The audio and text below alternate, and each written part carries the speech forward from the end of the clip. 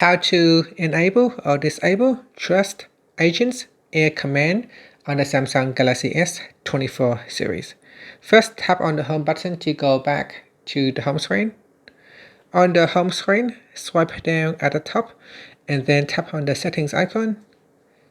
From the settings page, we then scroll down and tap on security and privacy. After that, scroll down and then tap on more security settings. Then scroll down and tap on Trust Agents in the Advanced section. In here, tap on Air Command. So this is typically used with your S Pen to keep your phone unlocked while your phone is unlocked.